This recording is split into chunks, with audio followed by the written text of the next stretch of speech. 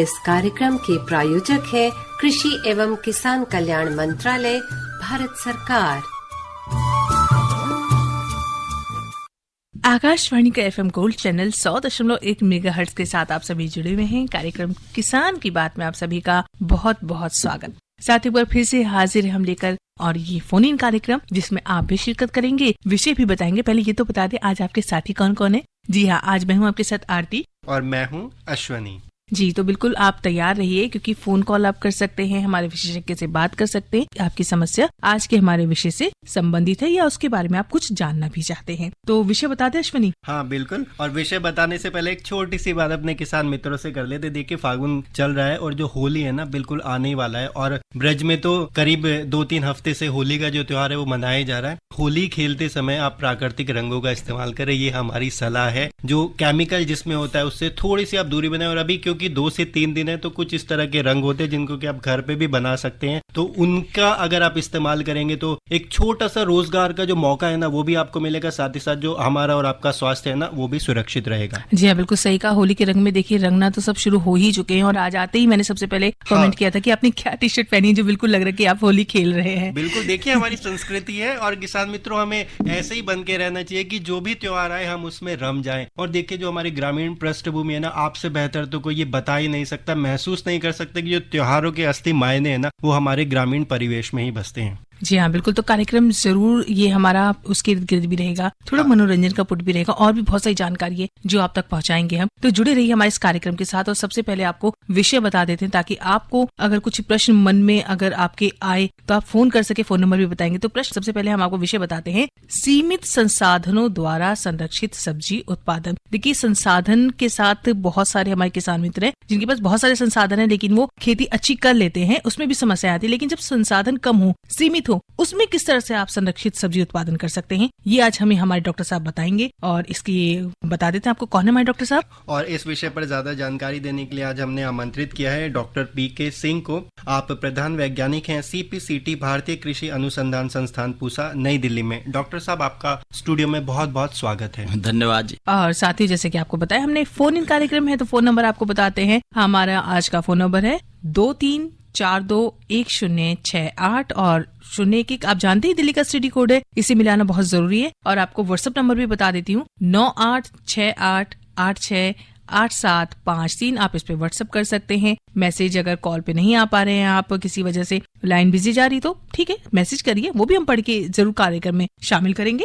Phone number आपको बता ही दिए। नए श्रोता जो है व्हाट्सएप का नंबर सेव करके उस पर मैसेज कर सकते हैं। और जल्दी से डॉक्टर साहब कार्यक्रम में हम पहला सवाल ले लेते हैं जब तक कि हमारे कॉलर मित्र हमसे जुड़े। उससे पहले हम आपसे जानना चाहेंगे कि जो सीमित संसाधनों द्वारा संरक्षित सब्जी उत्पादन है तो ये है क्या, इस विषय पर आप थोड़ी सी ज्यादा जानकारी दें हमारे किसान मित्रों को। जी बिल्कुल, आपने जो संरक्षित खेती है, संरक्षित खेती से तात्पर्य होता है कि हम जो हमारे पौधे हैं, जो हम फसल ले रहे हैं उसको एक ऐसा वातावरण देना जिससे कि वो जो हमारी जलवायु जनित ऐसी परिस्थितियां हैं उनको वो अच्छे से बर्दाश्त कर सके और उस परिस्थिति में भी हमें अच्छे से अच्छा उत्पादन दे सके। तो इसके लिए हमें किसी न किसी तरह से फसल को संरक्षित करना पड़ता है। तो इसमें जैसे पॉली हाउस कल्टीवेशन है उसको हम करते हैं, ग्लास हाउस कल्टीवेशन है उसको करते हैं। तो उसमें पॉलीथीन का एक कवर होता है जो एक ढांचे के ऊपर चढ़ा होता है और उससे जो सूरज की रोशनी है वो बाधित नहीं होती है, वो रोशनी पौधों तक पहुंचती है।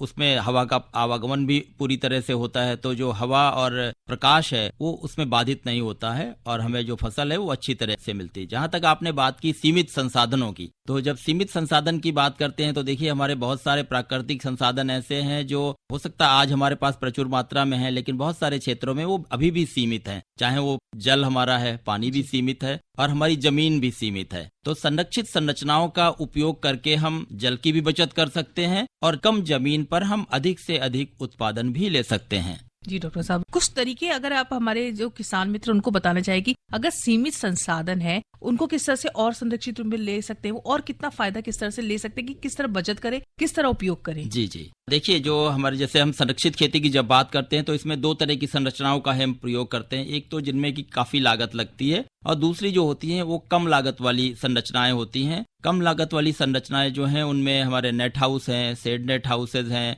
वॉक इन टनल्स हैं। मैं इनको एक एक करके उनका विस्तार से इन पे जानकारी दूंगा आपको। और उसके अलावा हमारे जो लो टनल्स होती हैं, प्लास्टिक लो टनल्स हैं, मल्च है और ड्रिप इरिगेशन सिस्टम है, तो इन सब का हम समन्वित प्रयोग करते हैं। जैसे हम बात करें अगर नेट हाउस की, तो ये इंसेक्ट प्रूफ नेट हाउस होता है। तो इसको हम बनाते हैं एक ढांचे के ऊपर एक जालीदार 40 मेश 40 मेश की जो एक जाली होती है और वो यूवी स्टेबलाइज्ड होती है, मतलब जो हमारी पराबैंगनी किरणें हैं उनसे वो अवरोधित होती है, ताकि क्योंकि अगर नहीं होगी तो आपकी जो नायलॉन नेट है वो एक साल में ही खत्म हो जाएगा। तो इसलिए जो पराबैंगनी किरणें हैं उनसे उसका अवरोधन बहुत जरूरी है। तो उससे हम एक स्ट्रक्चर बना देते हैं। उस ढांचे के अंदर फिर आप किसी भी तरह की सब्जी उगा सकते हैं और हम उसमें ऊपरी जैसे वर्टिकल स्पेस का ऊपर की तरफ जो है उसका इस्तेमाल करते हैं। तो इसी तरह ये हुआ। दूसरा जो शेड नेट है, जैसे अभी गर्मी का मौसम है तो हम जो ऐसी फसलें हैं, पत्तेदार सब्जियां हैं कि जिनको ज्यादा गर्मी नहीं चाहिए, जिनको ज्यादा धूप नहीं चाहिए, तो उन फसलों को हम उसके अंदर लगा देते हैं। और तीसरा होता है वॉक इन टनल्स। ये इस तरह की टनल्स होती हैं जिनमें हम चल फिर सकते हैं। इतनी ऊंची होती हैं, 5 फुट के आसपास इनकी ऊंचाई होती है, अर्धगोलाकार होती हैं।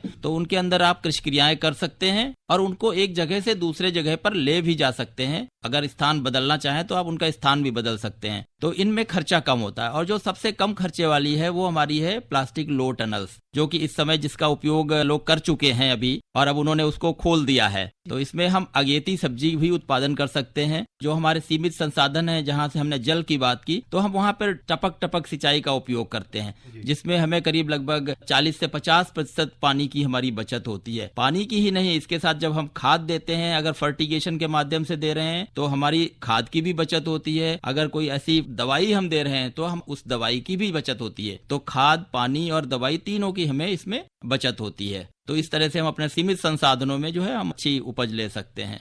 जी डॉक्टर साहब, तो ये तो एक महत्वपूर्ण जानकारी हमारे सभी श्रोताओं तक पहुंची। साथियों, आपको एक बार फोन नंबर हम दोबारा से बता दें क्योंकि एक और फोन लाइन खुल चुकी है, तो आपको बता देते हैं। फोन नंबर 011, ये हमारे दिल्ली का STD कोड है और हमारा फोन नंबर है 23421608। जी हाँ, रिपीट करती हूँ, 1608, ये आखिरी के 4 डिजिट है। दूसरा फोन नंबर है हमारा 23421081। तो आप कॉल करें और सीधे इस प्रोग्राम में शिरकत करें और आगे बढ़ते हैं। डॉक्टर साहब से जब तक आपके प्रश्न आते हैं, हम तक पहुंचते हैं, डॉक्टर साहब से हम और भी प्रश्न कर लेते हैं। डॉक्टर साहब, जैसे हमारे किसान मित्र अगर जो सब्जी उत्पादन कर रहे हैं, और कई बार देखा गया कि कोई हमारा किसान मित्र नई तकनीक को अपनाता है तो उनकी देखा देखी जो बाकी मित्र हैं वो भी जागरूक होते हैं और उसको अपना लेते हैं। लेकिन क्योंकि आपने बताया संरक्षित सीमित संसाधन है और संरक्षित सब्जी उत्पादन है, तो इस क्षेत्र में तकनीकी जानकारी लेना कितना जरूरी है? देखिए, एक बिल्कुल नई विधा है और अभी हमारे दिल्ली NCR है या जो हमारा हरियाणा, पंजाब और इसके अलावा दूसरे राज्य हैं जैसे गुजरात, मध्य प्रदेश और कर्नाटका के इलाका है, तो इन सारी जगहों पे ये बहुत ही जो हमारे उन्नत किसान हैं वो बहुत ज्यादा तरीके से इसको अपना चुके हैं पहले ही। लेकिन फिर भी इसमें क्योंकि प्रशिक्षण की बहुत आवश्यकता होती है, उनके आसपास कोई नजदीकी कृषि विज्ञान केंद्र है तो वो वहां से प्रशिक्षण प्राप्त कर सकते हैं, या कोई राज्य कृषि विश्वविद्यालय है तो वहां संपर्क कर सकते हैं। और अगर दिल्ली NCR के किसान भाई हैं तो वो हमारे जो भारतीय कृषि अनुसंधान संस्थान में हमारा संरक्षित कृषि प्रौद्योगिकी केंद्र या जिसे हम CPCT कहते हैं, तो वो वहां आकर भी प्रशिक्षण प्राप्त कर सकते हैं। जी डॉक्टर साहब, एक कॉलर जुड़े हैं, उनसे पूछ लेते हैं क्या कहना चाहते हैं वो। हेलो, नमस्कार, मैं अदालती चौरसिया बोल रहा हूँ, आजमगढ़ से। स्वागत है कार्यक्रम में आपका, पूछिए अपना प्रश्न। सर, मैं ये पूछना चाहता हूँ कि ये आप लोग कहते हो बीज मिलती है, दवाई मिलती है पूसा रोड में, लेकिन मैं मेले में गया था दवाई लेने, रोग दिखा के विशेषज्ञों ने तो लिख दिया कि सर ये दवाई आपको ले जाओ काम करेगी, लेकिन उस दिन मैंने सारे ढूंढ लिया और दवाई मिली नहीं। तो सर आप बता सकते हो को मुझे मिलेगी कि नहीं मिलेगी पूसा केंद्र के अंदर? जी डॉक्टर साहब, आप तक शायद आवाज नहीं पहुंची। ये आजमगढ़ से बात कर रहे हैं और ये इनका कहना है कि धान की फसल में इनके कुछ रोग है जिसकी दवाई के लिए विशेषज्ञों ने लिख दिया था, लेकिन वो दवाई पूसा में इनको नहीं मिल पाई है। तो आप कुछ बताना चाहेंगे कहाँ मिल सकती है? हम अभी संरक्षित खेती पर और सब्जियों की खेती की बात कर रहे हैं, लेकिन वो अपने आसपास में जो कोई उनके यहाँ पे ऐसी परामर्श केंद्र हो या जो उसकी दवाई की दुकान हो तो वो वहाँ से ले सकते हैं आप उसे। बिल्कुल डॉक्टर साहब, हमें लगता है चौरसिया जी को थोड़ी सी और कड़ी मशक्कत करनी पड़ेगी, क्योंकि कई बार देखा गया अगर कोई बीमारी है या कोई कीड़ा है और वो व्यापक तौर पर फैल रहा है तो उसकी रोकथाम के लिए दवाइयां हैं, कई बार बाजार में थोड़ी सी कम हो जाती हैं या क्योंकि ज्यादा भाई इस्तेमाल करते हैं, तो आप चौरसिया जी 1-2 दिन वेट करें, कृषि विज्ञान केंद्र जाएं तो आपको निश्चित तौर पर वो दवा जरूर मिलेगी। बस थोड़ी सी आप मेहनत कीजिए। कार्यक्रम को आगे बढ़ाते हुए अब हम आपसे जानना चाहेंगे कि जो संरक्षित सब्जी उत्पादन है इसमें कौन कौन सी सब्जियां आती हैं और कौन सी ऐसी प्रमुख प्रजातियां हैं जिनसे कि हमारे किसान भाई अधिक उत्पादन ले सकते हैं। जी जी, आपने बहुत अच्छा सवाल पूछा कि कौन कौन सी सब्जियां हैं। कई बार किसान भाई जो है वो गलत सब्जियों का इस्तेमाल करते हैं और गलत प्रजातियों का इस्तेमाल कर लेते हैं संरक्षित क्षेत्र में, और उन्हें काफी कठिनाई का सामना करना पड़ता है। तो जो मुख्य रूप से हमारी सब्जियों के किस्में हैं या जो सब्जियां हैं, एक तो आप संरक्षित खेती के लिए टमाटर, चेरी टमाटर, बीज रहित खीरा या जो रंगीन शिमला मिर्च है उनका इस्तेमाल कर सकते हैं। इसके अलावा भी आप जैसे ककड़ी है, खीरा है, खरबूज तरबूज है या स्पेशलिटी मेलन्स हैं, उनका आप इस्तेमाल कर सकते हैं। और लेकिन जब आप इस तरह की फसलों का इस्तेमाल करते हैं तो आपको ध्यान रखना चाहिए कि आपको परागण खुद करना पड़ेगा, क्योंकि ये जो खरबूज, खीरा, ककड़ी और करेला जो फसलें हैं इनमें परागण नहीं हो पाता है पॉली हाउस या जो हमारी संरक्षित संरचनाएं हैं उनके अंदर। इसलिए हम अधिकतर कोशिश करते हैं या करना चाहिए कि जो स्वपरागित फसलें हैं जैसे टमाटर, चेरी टमाटर है, बिना बीज वाला खीरा है या शिमला मिर्च है, रंगीन शिमला मिर्च, तो उसकी खेती को हम प्रोत्साहन देते हैं। लेकिन जो लो टनल्स में हम अगेती फसल के लिए करते हैं उसमें आप कोई भी कद्दू वर्गीय फसल है उसको आप लगा सकते हैं, और क्योंकि जब उसका पुष्पन और फलन का समय आता है तब हम उन संरचनाओं को हटा देते हैं, तो इसलिए आप उसमें तो आप कोई भी फसल लगा सकते हैं। जहां तक प्रजातियों की बात है तो बहुत सारी प्रजातियां विकसित की गई हैं। अधिकतर प्रजातियां निजी क्षेत्रों से हैं, लेकिन भारतीय कृषि अनुसंधान संस्थान ने कुछ ऐसी प्रजातियां विकसित की गई हैं। जैसे चेरी टमाटर अगर आपने लगवाना है तो उसमें पूसा चेरी टमाटर 1 है, ये लाल रंग की प्रजाति होती है, और दूसरी हमारी पूसा गोल्डन चेरी टमाटर 2 है। ये सुनहरे रंग की प्रजाति है और बहुत ही मीठी होती है, इसका बाजार मूल्य बहुत अच्छा मिलता है। इसके अलावा टमाटर जब आप लगाते हैं रेगुलर टमाटर, तो उसमें हमारा एक हाइब्रिड है पूसा रक्षित, उसके अलावा हमारी एक प्रजाति है पूसा प्रोटेक्टेड 1, पूसा संरक्षित 1, और इन दोनों किस्मों को आप लगा सकते हैं। इसके अलावा कैंडी चेरी की एक हमारी प्रजाति है पूसा कॉकटेल, और के प्रसंस्करण हेतु जो प्रोसेसिंग करते हैं जिससे हम केचप वगैरह बनाते हैं उसके लिए हमारी एक प्रजाति है पूसा प्रसंस्करण। तो ये प्रजातियां बहुत ही अच्छी उपज देने वाली हैं और इनका बीज हमारे केंद्र से प्राप्त कर सकते हैं हमारे किसान भाई, और इनको आप लगा सकते हैं। जब खीरा की बात करते हैं, खीरे का बीज बहुत महत्वपूर्ण है, जिसका जो बीज है वो इकाई के तौर पे आता है। जैसे एक आप बीज लेंगे तो करीब जो निजी कंपनियां बेचती हैं वो 9 रुपए से 12 रुपए तक प्रति बीज उसकी कीमत होती है, और हमारे यहाँ से जो एक डीपीसी दिल्ली पूसा पार्थेनोकार्पिक 6 नाम की एक ऐसी प्रजाति विकसित की गई है, आप उसको ले सकते हैं। हमारे सब्जी विज्ञान संभाग से 4 रुपए प्रति दाना के हिसाब से आपको बीज प्राप्त होता है। और इसके अलावा पंजाब खीरा 1 है, आप उसको भी ले सकते हैं। और ये दोनों प्रजातियां बहुत अच्छा काम कर रही हैं हमारे सीमित साधनों वाली जिनकी हम बात करते हैं, जहाँ की हमारी बीज की कीमत भी कम है और हमारी अन्य चीजों की भी जो संरचनाएं हैं उनकी भी कीमत कम है, और उन सब का प्रयोग करते हुए अच्छी उपज इनसे प्राप्त की जा सकती है। जी डॉक्टर साहब, एक कॉलर जुड़े हैं, उनसे बात कर लेते हैं। जी नमस्कार सर। नमस्कार जी, मैं कृष्ण कुमार पाठक बोल रहा हूँ। जी कहाँ से बोल रहे हैं? जी मैं गुड़गांव से बोल रहा हूँ। हाँ बताइए पाठक जी। सर मैं ये जानना चाहता हूँ, लोग कई बार क्या है दवाई डालते हैं, इन दवाइयों का जो इस्तेमाल करते हैं जी जी, तो उससे कई बार लोगों के मैंने देखा है हाथों में जहरीली दवाइयाँ डालने की वजह से इनको हाथों से मिलाते हैं। जी जी, बहुत बार मैंने देखा है कि वो रात को आके बीमार पड़ गए। बिल्कुल मैं आपकी बात समझ गया, लेकिन जानते हैं जब ये कहा जाता है कि आप दवाइयों का इस्तेमाल करें तो पूरा सुरक्षा जो तंत्र है उसका भी साथ में इस्तेमाल करें। अगर आप कोई रासायनिक दवाई मिलाते हैं तो दस्तानों का प्रयोग करें। अगर आप दवाई का छिड़काव कर रहे हैं तो मुंह पे मास्क पहने, हेड गियर पहने, ताकि जो भी आदमी, जो हमारा फार्म लेबर है, जो हमारा मजदूर हमारे खेत में काम कर रहा है, उसकी जान सुरक्षित रहे, उसे आप जोखिम में ना डालें। तो इसके लिए इन चीजों की एहतियात बरतना बहुत जरूरी है, और इसके लिए भी प्रशिक्षण दिए जाते हैं बहुत सारी जगहों पे, चाहे हमारा कीट विज्ञान संभाग है या जो आपके केवीके है, कृषि विज्ञान केंद्र है। अगर इस तरह की आपको कोई और जानकारी की आवश्यकता होती है तो आप उस जगह पे जा सकते हैं और पर्याप्त जो जानकारी है वो ले सकते हैं उनसे। जी डॉक्टर साहब, तो आपने बताया ये बहुत जरूरी है अश्विनी की भाई किसान अपना भी ध्यान रखे फसलों के साथ साथ, क्योंकि अगर अपना ध्यान नहीं रखेंगे तो कैसे और अधिक उत्पादन और अधिक क्षमता जो अपनी है वो पूर्ण रूप से लगा सकेंगे खेती में। और हमारे कार्य किसान की बात जैसे कि हम आपको बताते हैं और भी बहुत सारी चीजें लेकर आते हैं आपके लिए। सिर्फ एक विषय ही नहीं होता बल्कि और भी ऐसी चीजें होती है जो आपके लिए कहीं ना कहीं बेहद जरूरी होती है। साथियों, आप जानते हैं 2 मार्च से लेकर 4 मार्च तक एक पूसा मेला का आयोजन हुआ था जो कि हर वर्ष होता है और उसमें ढेर सारे लोगों ने शिरकत भी की थी। उसी के अंतर्गत समापन समारोह के दिन यानी कि 4 तारीख को श्री कैलाश चौधरी, जो कि केंद्रीय कृषि एवं किसान कल्याण राज्य मंत्री हैं भारत सरकार में, इन्होंने समापन समारोह के दौरान क्या कुछ कहा, आइए सुनते हैं। समापन का अवसर है और उसमें भी आज 324 मिलियन टन हो जाता है, तो ये किसानों की मेहनत और परिश्रम की वजह से और सरकार की विभिन्न योजनाओं के माध्यम से, हमारे साइंटिस्टों के रिसर्च की वजह से लगातार इस देश के अंदर खाद्यान्न के अंदर उत्पादन में वृद्धि हो रही है। और इस तरह से पशुपालन है, डेयरी है, इन सबको और कृषि को साथ में जोड़कर और इंटीग्रेटेड फार्मिंग, जिस तरह से मॉडल आपने यहाँ पर देखा होगा पूसा के अंदर, उस इंटीग्रेटेड फार्मिंग के तहत जो मॉडल है वो अगर हम किसान खेती के अंदर अपनाने लगे तो मैं दावे के साथ में कह सकता हूँ कि आने वाले वक्त हमारे किसानों का होगा, इसमें कोई दो राय नहीं है।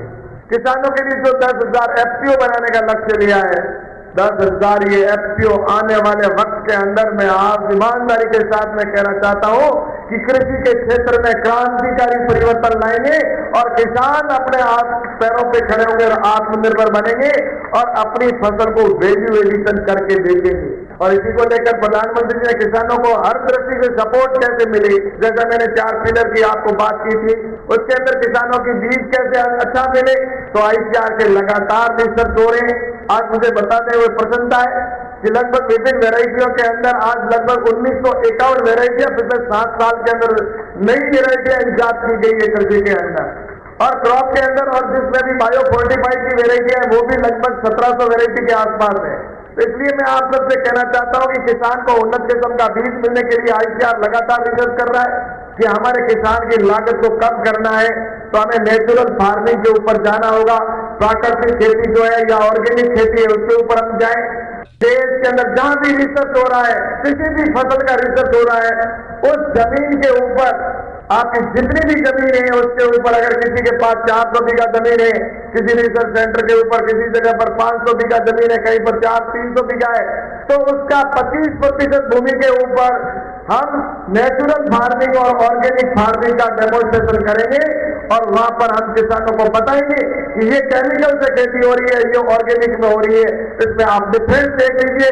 और ऐसे हमने डेमोन्स्ट्रेशन करके देश भर में दिखाने का काम किया और कुछ ऐसी फसलें थी जिनमें तो केमिकल से खेती होती है उससे भी अधिक यील्ड हमें प्राप्त हुई है, लेकिन अब जब वो ड्रोन से खेती करेगा तो ना तो उससे उसको पेस्टिसाइड से कोई शारीरिक नुकसान भी होगा और दूसरा जिस पौधे के ऊपर पेस्टिसाइड डालना है उसी के ऊपर वो जाएगा और जिस पौधे को आवश्यकता नहीं है उस पौधे के ऊपर पेस्टिसाइड गिरेगा ही नहीं, यानी कि जहां आवश्यकता है वहीं पर वो ड्रोन से जाएगा। अगर पौधे के ऊपर पेस्टिसाइड गिरेगा तो उससे पेस्टिसाइड जो हम डालते हैं उसमें भी हमारे बचत होगी उससे, क्योंकि उसमें जो अधिक जाता है उसकी जगह उसमें भी पैसे की किसान की बचत होगी। और इस ड्रोन की जो उपयोगिता जो विदेशों के अंदर हम कभी देखते थे वही ड्रोन टेक्नोलॉजी, मैं धन्यवाद देना चाहता हूं देश के प्रधानमंत्री नरेंद्र मोदी जी को कि अब हमारे किसानों को भी ड्रोन से खेती करने की परमिशन मिल गई है और अब ड्रोन के अंदर परमिशन के साथ साथ उनको सब्सिडी भी देने का प्रावधान रखा है। वो अगर ड्रोन खरीदना चाहता है तो उसमें 50% की सब्सिडी है और अधिकतम 5 लाख रुपए तक उसमें सब्सिडी का प्रावधान रखा है। और इसके साथ ही अगर दूसरी कैटेगरी का किसान है तो उसको 40% की सब्सिडी है और उसमें 4 लाख तक अधिकतम देने का प्रावधान रखा है सब्सिडी के तौर पर। और कोई FPO ड्रोन खरीदना चाहता है तो उसके अंदर उसमें 75% की सब्सिडी का प्रावधान किया गया है। उन 11.5 करोड़ किसानों को 2,40,000 करोड़ रुपए किसान सम्मान निधि के उनके डायरेक्ट अकाउंट में पहुंचाने का काम नरेंद्र मोदी जी की सरकार ने किया है। जो बाजरा ज्वार रागी जो हमारे जिसको मोटा अनाज कहते थे उसका नाम बदलकर अब फ्री अन्न देने का काम किया है और फ्री के नाम से हमें उसके आगे लगाकर उसको संबोधित करेंगे। और विलेज ईयर को 2023 यूएनओ के अंदर प्रस्ताव रखा 18 के अंदर और 2023 मिलेट ईयर के रूप में घोषित किया। उसका लाभ हमें निश्चित रूप से आने वाले समय में मिलेगा और मैं आपको बताऊंगा इसका सबसे ज्यादा लाभ होगा तो हमारे छोटे किसानों को होगा। और प्रधानमंत्री के नेतृत्व में कृषि के कल्याण के लिए विभिन्न प्रकार की योजनाओं के माध्यम से हम किसानों को आगे बढ़ाने के लिए लगातार प्रयास करें। तो मैं आप सभी को बहुत बहुत शुभकामनाएं देते हुए अपनी बात को समाप्त करता हूं। एक बार जोर से बोलेंगे भारत माता की, भारत माता की। धन्यवाद। और साथियों, इसी अवसर पर भारतीय अनुसंधान परिषद के महानिदेशक ने क्या कुछ कहा, आइए सुनते हैं। आप सबको पहले मैं बहुत बहुत अभिनंदन और बहुत बहुत बधाई देना चाहता हूँ, खास करके उन किसान भाई बहनों को जिनको आज अलग अलग सम्मानों से नवाजा गया है। मैं बैठे बैठे यही सोच रहा था कि भारत की कृषि की भविष्य को अगर देखना है तो भविष्य आपके हाथों में है। जो किसान भाई बहन इस सभास्थल में आए हुए हैं, जिनको पुरस्कार मिला है, भारतवर्ष की कृषि की भविष्य उनके हाथों में है। जब हरित क्रांति के दौर था तब हम कहते थे कि हरित क्रांति हमारे किसान भाई बहनों, वैज्ञानिक और जो पॉलिसी मेकर्स है, पॉलिसी प्लानर्स है, एक 3 स्तंभ है, 3 पिलर्स हैं। लेकिन अब मैं देखता हूं कि इसका एक चौथा पिलर भी अब होने जा रहा है, वो है हमारा युवा वर्ग, स्टार्टअप, एफपीओ और आप सब मिलकर के। और एक चौथा स्तंभ के साथ भारतीय कृषि और आगे बढ़ेगा। और खास करके मैं धन्यवाद देना चाहता हूं हमारे मंत्री जी का।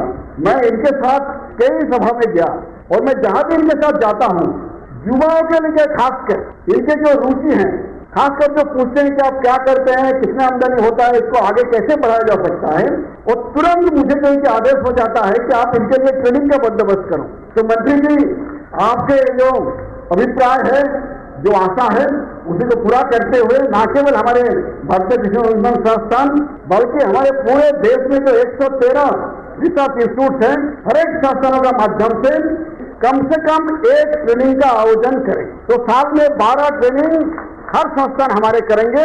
और ऐसे जो कि हमारा जो विश्वविद्यालय है, उनसे भी मेरा आग्रह रहेगा। प्राकृतिक खेती की जोड़ है।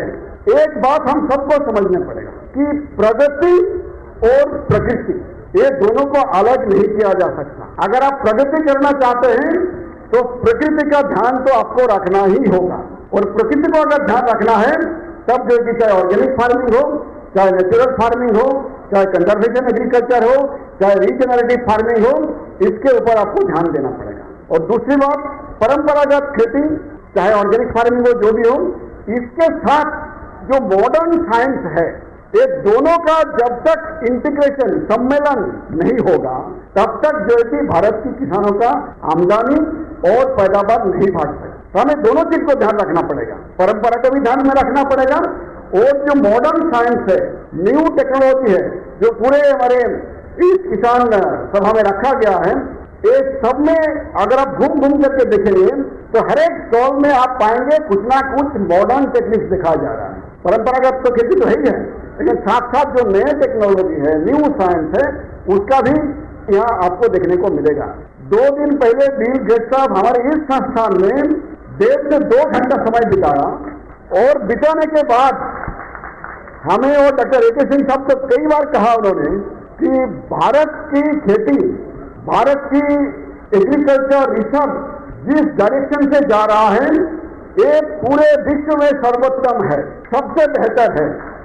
और न केवल हम दोनों को बोले, और तुरंत ही जो है कि एक फोटो के साथ उन्होंने यही लिखा कि भारतीय कृषि अनुसंधान परिषद और भारतीय कृषि अनुसंधान संस्थान जो काम कृषि को आगे बढ़ाने के लिए कर रहे हैं, पूरे दुनिया को इससे शिक्षा लेनी चाहिए, सबक लेनी चाहिए। तो ऐसा कहते हुए मैं पुनः आप सबको बहुत बहुत अभिनंदन। आपसे हम सीखते हैं, आप भी हमसे कुछ सीखिए, और दोनों का सीखने के बाद ही हम इस देश की कृषि को आगे बढ़ाएंगे, यही मेरा उम्मीद है, यही आप सबसे मेरा प्रार्थना है। बहुत बहुत धन्यवाद, नमस्कार, जय हिंद। किसान मित्रों, अभी आपने सुना डॉक्टर हिमांशु पाठक को, जो कि महानिदेशक है भारतीय कृषि अनुसंधान परिषद नई दिल्ली में। और इसके साथ साथ डॉक्टर साहब, कार्यक्रम में अभी समय कम है तो एक छोटा सा सवाल ले लेते हैं कि सब्जी उत्पादन में जो नर्सरी का क्षेत्र है, इसकी कितनी अहमियत है और इसमें क्या संभावना है? देखिए, नर्सरी बहुत ही महत्वपूर्ण है, क्योंकि किसी भी अगर फसल उगाते हैं तो नर्सरी या तो उसे बीज से बोएंगे या फिर नर्सरी के द्वारा रोपित करते हैं। तो नर्सरी बहुत महत्वपूर्ण है, और इन सीमित संसाधनों में नर्सरी एक व्यवसाय के रूप में भी लिया जा सकता है। तो जो हमारे नवयुवक हैं अर्बन पेरी अर्बन इलाके में, वो इसको बहुत अच्छी तरीके से ले सकते हैं, और सीमित संसाधनों में वो एक अच्छा जो व्यवसाय स्थापित कर सकते हैं, अच्छी आय पैदा कर सकते हैं, कमा सकते हैं। इसके अलावा इसके लिए हमारे संस्थान द्वारा प्रशिक्षण भी दिया जाता है। तो जो भी इच्छुक हमारे किसान भाई हैं या जो हमारे युवा हैं, युवा साथी हैं, तो उसके लिए जो प्रशिक्षण प्राप्त करने के लिए वो हमारे संस्थान से संपर्क कर सकते हैं। धन्यवाद। अच्छा डॉक्टर साहब, जो अभी समय चल रहा है, ये जो मौसम है, तो इस मौसम में जो सब्जी के उत्पादन से हमारे किसान मित्र जुड़े हैं, तो उनको आप क्या सलाह देना चाहेंगे कि कौन से कार्य वो कर सकते हैं या कौन से कार्य अभी वो ना करें? देखिए, जो अगर इन संरक्षित संरचनाओं में जिनके पास फसलें लगी हुई हैं, तो एक तो कि पानी की जो सिंचाई है उसको नियमित रूप से करते रहें। दूसरी कि इस समय जो सफेद मक्खी है उसका प्रकोप काफी बढ़ जाता है, गर्मी बाहर होती है तो उस समय अंदर की तरफ भागती है, क्योंकि अंदर पौधे होते हैं और जब आप इरिगेशन सिंचाई करते हैं तो वहां पे नमी हो जाती है, तो वो ठंडक वहां पे होती है। तो इसलिए समय समय पर उसको महसूस करने के लिए, उसको ऑब्जर्व करने के लिए जो हमारे पीले टैग्स होते हैं, स्टिकी टेप होते हैं, उनका इस्तेमाल करें। उनसे आप मॉनिटर कर सकते हैं कि आपके पॉली हाउस, आपकी नेट हाउस में कितनी सफेद मक्खी है और उसका किस समय पर उपचार कर देना चाहिए। अगर उनको लगता है कि वहां सफेद मक्खी ज्यादा बढ़ रही है तो वो दवाएं हैं, कीटनाशक हैं, उपयुक्त कीटनाशक हैं, उनका इस्तेमाल अवश्य करें और स्टिकी टेप के माध्यम से उसका मैनेजमेंट कर लें। और डॉक्टर साहब, अगर इसमें कुछ योजनाओं की बात करना चाहें हम, किसान किन योजनाओं का लाभ ले सकते हैं तो उसके बारे में भी हाँ, भारत सरकार की तरफ से जैसे इसमें लगभग 50% अनुदान की भी व्यवस्था है और विभिन्न राज्य सरकारें भी अपने 10 से लेके 25% तक अनुदान इसके अलावा किसान भाइयों को देती हैं। तो किसान भाइयों को चाहिए कि वो अपने जिले के जिला उद्यान अधिकारी से इसके लिए संपर्क करें, क्योंकि उनकी जो फाइल मूव होती है वो जिला कृषि उद्यान अधिकारी के द्वारा ही आगे प्रोसेस की जाती है और इससे वो इस अनुदान का भी लाभ उठा सकते हैं। तो डॉक्टर पीके सिंह जी, आपने बहुत सारी जानकारी दी और बहुत सारी बातें हमारे सारे लिसनर्स के साथ शेयर की हैं, तो इसके लिए आपका बहुत बहुत धन्यवाद। धन्यवाद मैडम।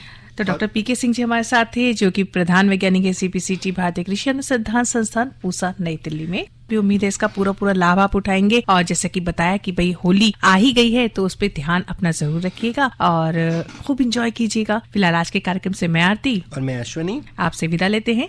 नमस्कार।